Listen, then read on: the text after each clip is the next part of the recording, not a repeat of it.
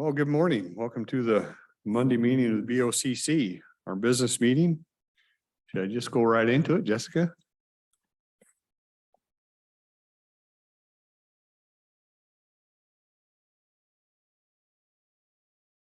I'm seeing in dark letters here, do we have an exec session today? We do, yes, for Okay. performance of an employee. Good morning, Jessica Warren, Human Resources. First item I have on my list today is a request from Public Works. One of their employees up at the landfill has resigned. He's only been here a couple months and he got another job that he was more interested in. They'd like to request to fill his position. Just to refill it. Yes. Looks good. Yeah.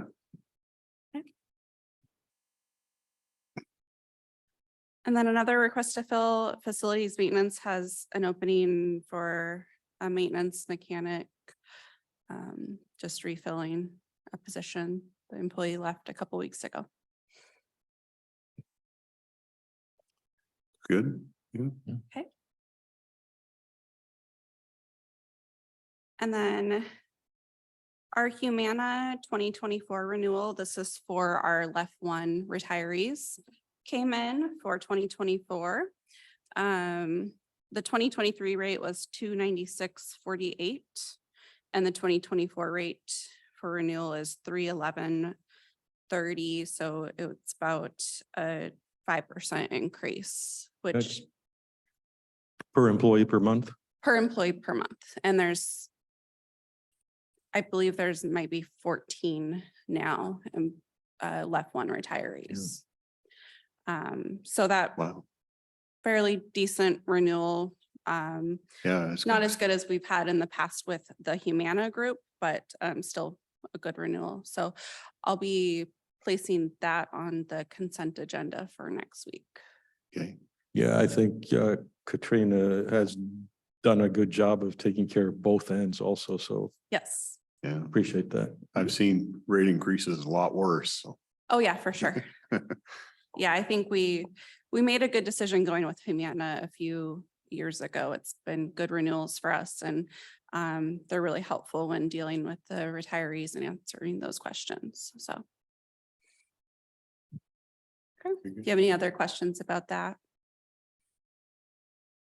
In addition to that, we have the dental plan also. Yeah, the dental, that was on the consent agenda a few months ago. Yeah. That was renewed. I think that was a fairly small increase for the dental. So we have dental through Delta Dental for them and then the Humana.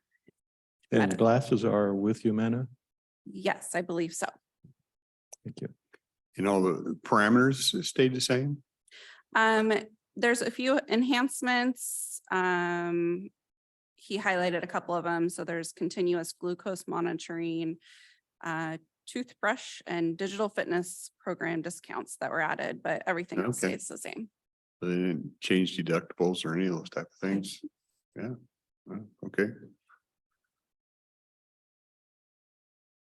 You'll see that next week. That's all I have on my list. Our office is currently in the depths of negotiating with 3 of our groups, with another one starting up soon, and then the rest coming in the fall. And then we're looking to hire our 4th person, hopefully pretty quickly, so we can get the help back in the office. So. And we will handle this executive session after the others. You're good with that? Okay. That works. Anything else for me? Thank you. Thank you. Budget.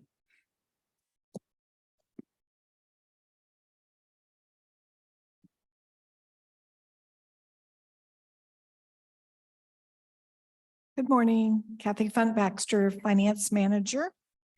Last week, I attended the Washington Risk Pool meeting on behalf of the county, and they voted on several increases in our different programs.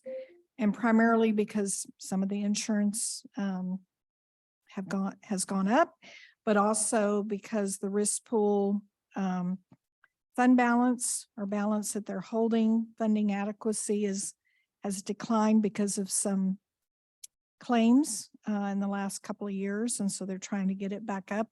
Last year, they had voted to increase 5 million in the fund balance. And so just a snapshot is that on the liability program, our rate is scheduled to go up. We were paying to the liability program about 1.2 million. It's going to go up to about 1.6 million. Yeah, so significant increase. I had built that a budget increase already into what I was forecasting for 24 and 25 when I built the program where you bill all the departments. So as a service center. So the good news is I had been in the right range. I thought it was high, but so that's where it's at. Our rate on the liability program is based upon our number of hours, workers' hours. And so they saw an increase for us of 8%. And it's all over the board. Some counties went down 10% and some went up as much as 28%. So we're right in the middle. All based on workers' hours. Workers' hours. And what they're saying is some of the counties that I talked to, they brought back more of their workers. They've also, had some additional positions added to their budgets in the last year. But ours is staying pretty stable. We're probably at 8%. There's two that were like click-clat, Click-a-cat. had a 29% in hours. And this one I'm not going to get right either. Okanogan, Okanagan, yeah. they had an increase of 28%, but both of those are very small counties. And so anyway, and Yakima had an increase of 11%. And then we're next, Benton 9%, and we're at 8%. So we're right there in the top increases in number of hours. So that also affected our increase as well. So I think I need some hand holding. Okay. These are, if we collectively take all the employee hours, this is the percentage increase we're saying. Yes. And that is used. That's used in figuring out our liability, our contribution, our portion of the contribution. And then in addition to that, they're also increasing the base contribution for everyone. So it's like a factor of several different factors rolled into. I'm interested in how they do the pooling. So it's all the workers' hours and everybody who's in the pool. And that is the per capita or per hour equivalent. Yes, yes. And so you work more hours, you pay more insurance. Yes, yes. Okay. And they take it all back to a rate per hour. There is one schedule that they did that way to show you a rate per hour. Yeah, that seems a little strange to me. There is no other modifier. So if I work very carefully and I work a lot, I'm penalized to the person who works fewer hours, but is very loose about safety, say. Yeah. Okay, so and that's the entire way they do the pooling. Yes, they have hours, a base rate, a deductible factor, and a modification factor. Industrial factor, can you talk about that? Which one? The industrial factor, you said? No, deductible factor. Oh, deductible, sorry. Yeah. So for example, not everyone's deductible is the same in the pool. Our deductible is 100,000. That's our choice, right? That's our choice. Yes.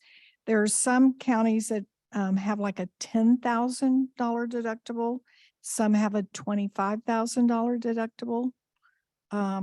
But the larger members, looks like they all have $100,000 deductible.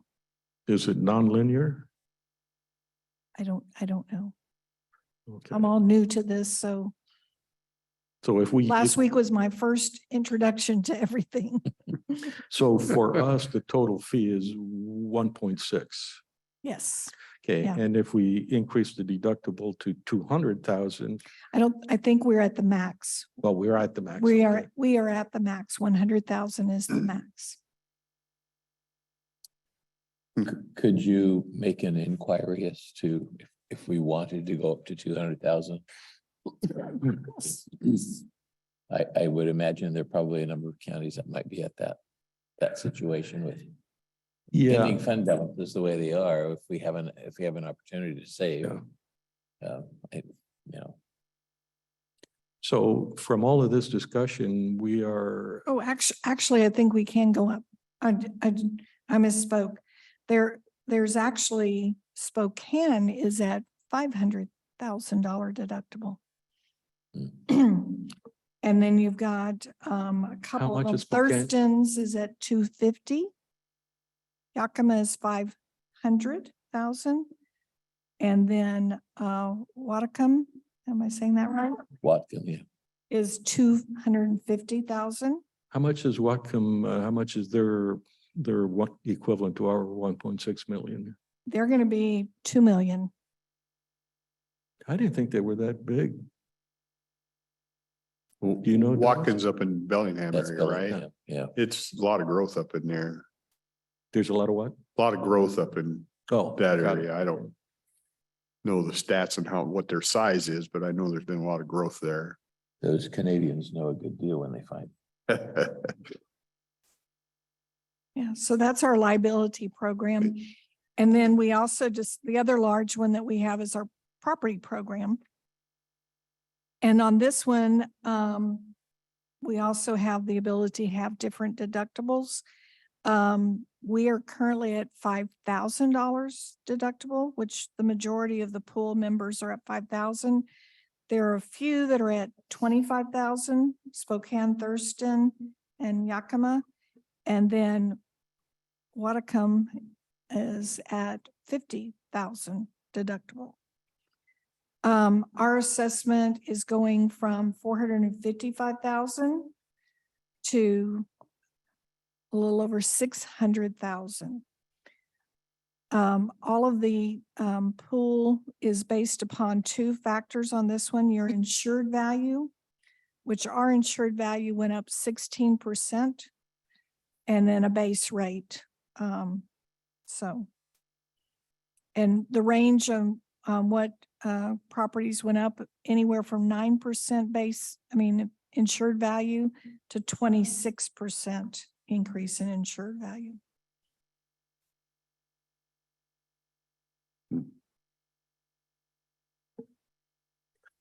Well, I would appreciate knowing the options that we might have for higher. Yeah, on deductible. this one, I thought our 5,000 is fairly low. Right, yeah. And so if anything on this one, I would recommend that we look at increasing Yeah. the deductible. That's I'd pretty low. agree with Commissioner Weber, and I think, even on the other one, if you say you bump it, we say, well, what's a 250,000? Does it save us? If it were to save you 150, then it's probably worth taking a hard look at that opportunity. So I don't know that it will, but Yeah, it looks like on these deductible, the deductible factors as percentage, they range from like 1%, 0% of the factor all the way up to 5%. And Spokane, with one of the largest deductibles, is the 5%. So yeah. Although it's a risky thing to do, do you have a number for what the payout ratio is for our county? I can find out. And maybe for all the other counties too. Yeah. I'm a little surprised because usually in insurance, they have a loss ratio for you. Mhm. But it sounds like they kind of do that. They have in a little different way. They have, we want this much in reserves. If we don't have it, then everybody pitches in to make it Right, that way. exactly. So, They did show the loss ratios, and they employ an actuarial who helps forecast what's going to happen, what's based upon several factors, but forecast out. And one of the things on your liability program is that a lot of claims don't pay, like they just had one payout that was from 2018. So it takes a good 3 to 5 years before you ever get to the payout scenarios. In that case, don't they kind of, like you held in reserve for the budget? I would have thought that they would say for this year, and then it's a modification when the actual amount occurs. So that's where they were coming out when they look at their funding adequacy. And they've been ranging in the range of like 20 million, and they're 20 million. Then they bumped up to 25 million in 2020, 27 million in 2021. But because of payouts, they dipped down to 23 million. And then when they budgeted for 23, they budgeted to grow the fund $5 million. And they have their range of where they think we need to be for the future. And we're still not there, according to the actuarial. And from what you see, you're happy with what they've done. Yes, they seem to, I was very pleased with the meeting and how they approached things and how they provided a lot of information. yeah. Well, I appreciate you. I think we all appreciate you going over there. That's, And I'm going to send all of y'all the packet of information that has some of these charts and things like that. So as one of the newest members to go to that conference, did you get elected to any office that they? No, I did not.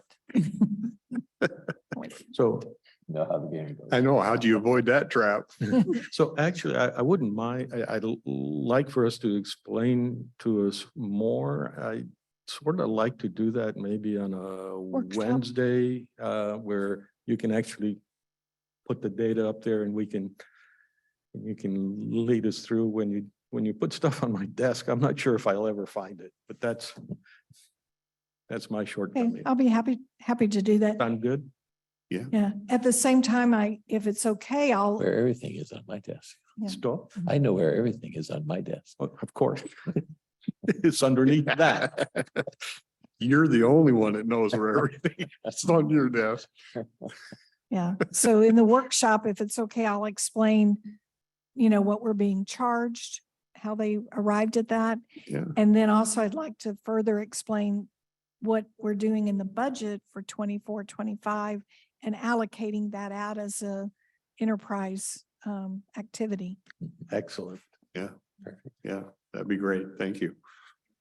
A bit of good news, that was not so good news, but the good news is I looked at the sales tax reports for the month of July of what they're dispersing.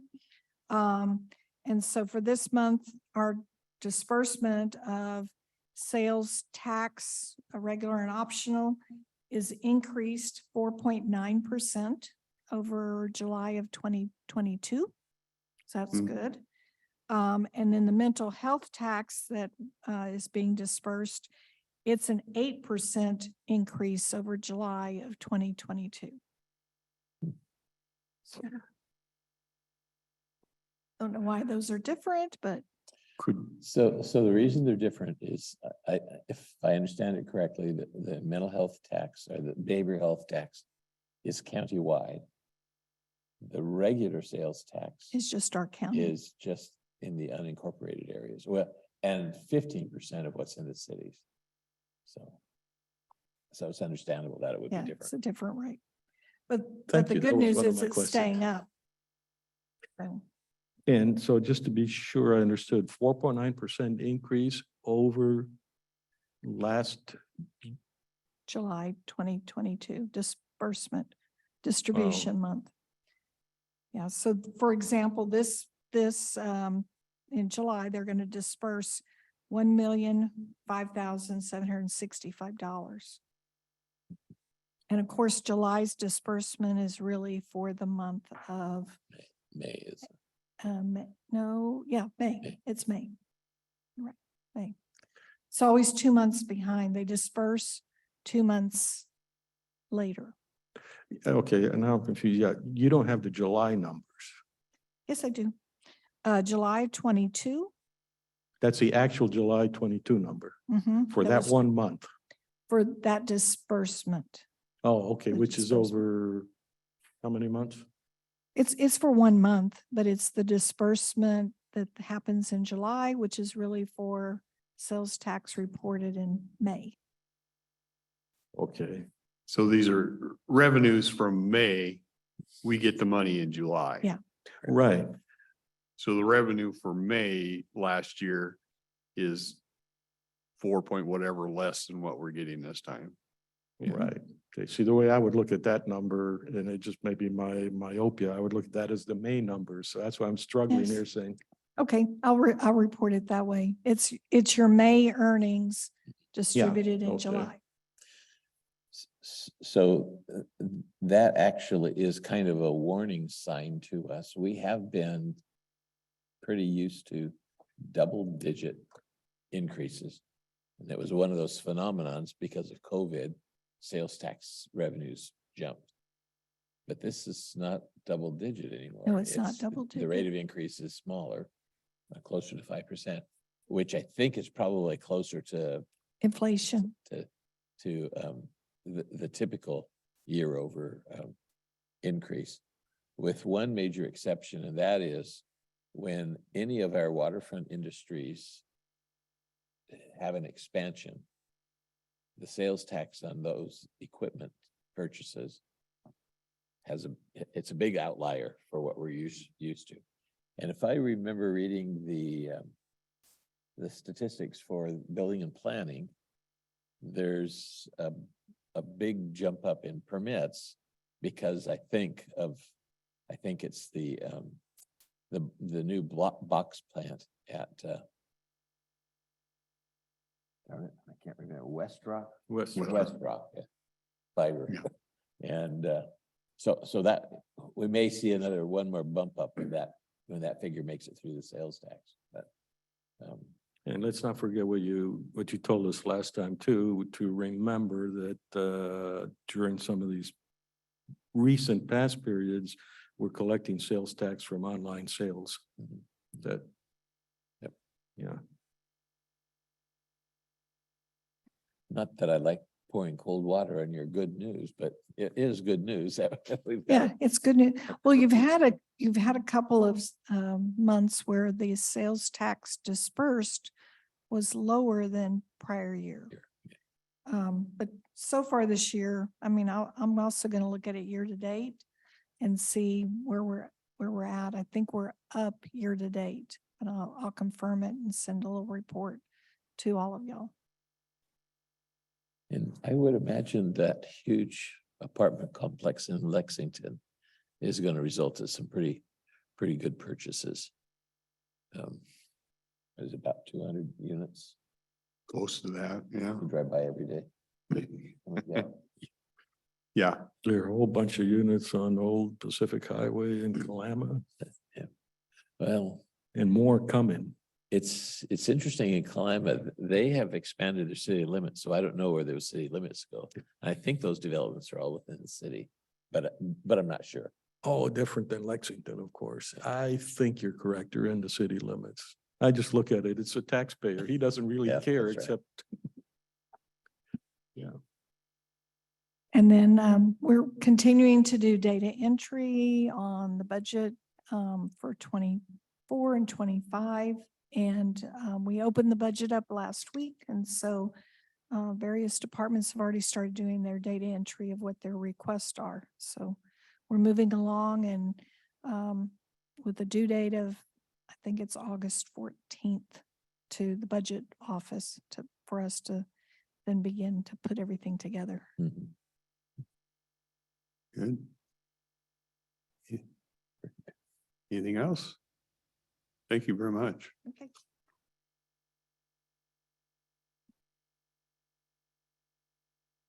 Corrections. Good morning.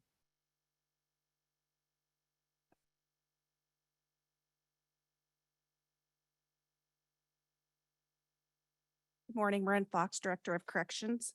I'll give a brief update on our jail population. Today, we're at 234 inmates with 39 bookings over the weekend, Hmm. Which isn't quite as busy as we have been, but we even had a couple cells open today, which is not usual on a Monday morning.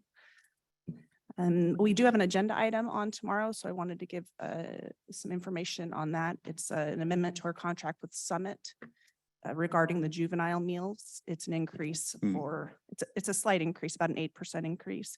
We have to update that amendment yearly because of OSPI requirements. So we submit for reimbursement to OSPI. This is for meals that are served at the Juvenile Detention Center. A question about that. I remember the numbers are fairly low. But I'm interested in the all-in cost per meal. So this is just for the actual material, and then someone else does some packaging of it or preparation? So our contract with Summit covers all the meal preparation, so menu planning, all of that, all the food costs, as well as 3 kitchen workers, so 3 cooks. So So it doesn't. all of cost you- that's factored in. That's the all-in cost. That's all. And we do have working for the county, a jail kitchen manager. Right. So that would be the only cost that's not factored into these. And No. just to preview, the cost number will be for these guys? This is specifically the juveniles, so the adult meals are cheaper. 2.225 is what it currently is, and it's going up to 2.448. This is the last extension on this contract. We'll be going out to bid for both juvenile and adult meals next year. That makes sense? Any questions? No. Why is it so cheap? Yeah. I'm sure you're keeping a very good eye on the nutrition content and all that. So I only marvel at, so I'll put in a plug, comparing that to Meals on Wheels. Sure. And we are required with the juvenile meals to provide certain, we have to hit certain markers, just like schools. We're doing what the schools have to do for juvenile meals. They have to be, they have, milk or, certain vegetables. So. And the only, Do the kids eat it all? we send it over. You'd have to ask the juvenile detention facility how that goes. Unofficially speaking. Yeah. And last week I talked about hiring, we're down a number of positions. We have received 3 applications from Larch Mountain prison employees. So we're going to fast track those. Part of the benefit to those, they could go to a 2-week equivalency academy rather than the 10-week. And they would more than likely be easier to train as well. So. Great. Any idea at how your pay scale compares to Larch Mountain? Really, I believe they make more now, which we used to, jails always traditionally paid way more than prisons. And now I believe their starting wage is higher than ours. That's all I have unless there are questions. Thank you. All right. Oh, thanks, Marin.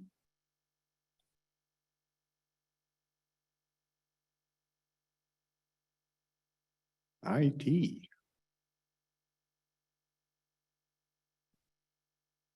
Good morning, Commissioners. Kim Hort, IT Director. We are still continuing our risk assessment with departments. Mike is going around. He is our Deputy Director for the public. And I don't know if you want to give a more detailed update on that or anything like that, but that's been primarily one of our big projects along with the telecommunications project.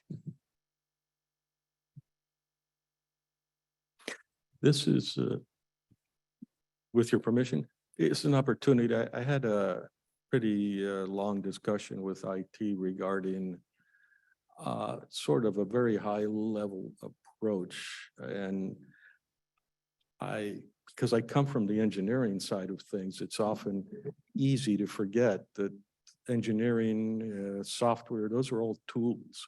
The real purpose of them is to solve a problem for people. And so when they're trying to get risk assessment, I had asked them to be very hierarchical. Just tell me what the importance of the data is. And I will use that with other factors. So by the importance, I should go back a little, in the importance of the data in terms of retention. And then I will try and figure out, IT have the obligation to figure out how to do that. So it's like you, as a department head or superior court, you should be not burdened at that point in time, with the mechanics of, do I do it with a server? Do I do it with the cloud? Do I do it with a sneaker net or, something like that? So I just wanted to be sure you folks were on board with that, because that's kind of what I've expressed strongly. Well, and I'm glad they're taking the time to do with the departments and do this. I think it's probably been overdue for a while. Right, they have to Yeah. tell us the value of the data. Right. Yeah. And it would be improper for us to do So- it the other way. Once that's all completed, I think we've talked a little bit about having a workshop and just kind of go over all that so we can see it, but yeah. Well, as long as the fax machines work, I'm okay. I can tell you a story about that. Yeah, you got a fax machine buried in your office somewhere? In addition to that, we're also tuning the retention policy that we provided a draft to Commissioner Mortensen. And I'm working with the public records gal in your office to kind of dial in the retention side of things from a Public Records Act perspective, along with our attorney's office. Good. So we have meetings with them this week to go over those details. I think we're on a September 30th deadline. Is that right? I was hoping to have it done by the first part of August, but the feedback I've been given, it's going to have to push that out further. I think it was July 31st, wasn't it? The Oh, original. I don't know, but it does require the interaction that they're Yeah. doing. And this is one of the things where it's too important it's done when it's done. But we're actively working on it. It's one of our managerial priorities. And another matter that I reported on last week was we were having some cooling issues in our admin building server room. Facilities has looked into it and they're determining that work needs to be done on that. So we're discussing who needs to budget for that, and that may need to be an IT budget cost. So I'm working with facilities and the budget office to iron that out. It's not something that we used to budget for in the IT budget, so.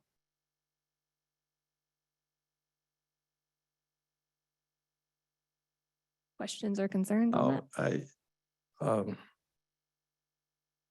It's that room wasn't ever built with the idea that machinery would be in it. So I'm scratching my head thinking, and I haven't really looked at it carefully. There are huge bunch of cables that are coming in from throughout the building. And so trying to move things is a little bit, it's better to put an AC there in some way than it is to, okay. Yeah, I share your same thought. Yeah. Or in not an ideal room, trying to make it work. Yeah. If only we had a handle on HVAC as they do in Idaho. Isn't that right here? Well, at least in my house now, Not so much. I got. Anything else, gang? Nope, that was Okay. kind of our, There is something else you can tell us maybe?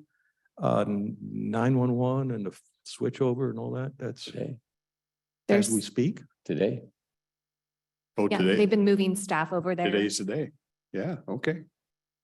So I know that they've been doing some updates to their system where there was like minor outages Yeah. last week just to get themselves ready.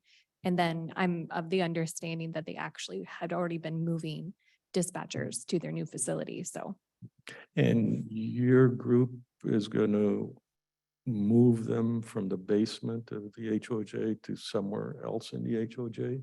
they've already established a footprint behind records. And so they have a server room plus dispatch workstations. And so the current plan, and Mike can probably attest to this because he recently talked to John Diamond and Don Turntine. The plan is to get fully operational in their Ocean Beach location. And then once that's completely stood up, they're going to start making sure that they're going to start standing up their backup HOJ facility, which is behind records. And then they'll vacate the admin backup facility in this building. Where is their backup here today? It's in the IT space. We have Up, one, up here. we have one office and Yeah. it's occupied in there. When was the last time it was used? That's a great question. So it probably doesn't work if you follow engineering principles. well, I remember when we built installed the generator out in the plaza for that backup. And that was, Oh. Oh, was that the impetus? Mhm. Wow, I didn't know that. That's a rather big generator. that's a Yeah. big generator. And that doesn't go with them. No. Anything else? Okay, thank you. Thank you. I like some of the things you're reaching out to the department, so thank you for that. So last week I did represent the county at the board of directors meeting for 911, and they were as ecstatic as they ever get about the fact that today was the day to shift over. They had a series of open houses last week, introducing the new facility to staff and family and then user agencies and the public. So they're pretty excited. It's a nice, that when we had a meeting there, so. Yeah, That transition is well underway. it's a nice facility. It's come with a lot of issues getting to where they're at, but it's there. Any other miscellaneous? Actually, yeah, I was gonna ask you more 911 questions, but I won't. Okay, Thank you. well, I see no hands. We'll adjourn this one. And we have another meeting coming up at 11. Oh, I'm sorry, Yeah, executive the session. executive. My session. fault, Jessica. How much time? 5 minutes? Okay, we'll take care of that. Thank you for reminding me.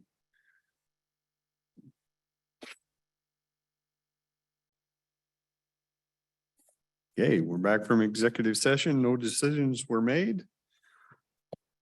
Jessica, Hello, I would like to make the request to reclassify the finance manager position into a finance director position at salary grade 605, starting at step 1.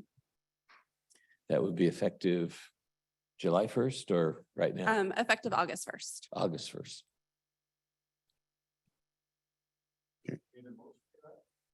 Yes. I believe so. Is your microphone on? Mr. Chairman, I move that we approve the motion request from HR, that is to move the finance manager to the position of director of finance. okay. Any discussion on it? I don't see any hands. I would call for a vote. All those in favor? Aye. Aye. Also aye. Thank you, Jessica. Thank you, commissioners. Okay, I see no hands, no other business. We will adjourn this one. We'll be back at 11 with the another meeting. Thank you.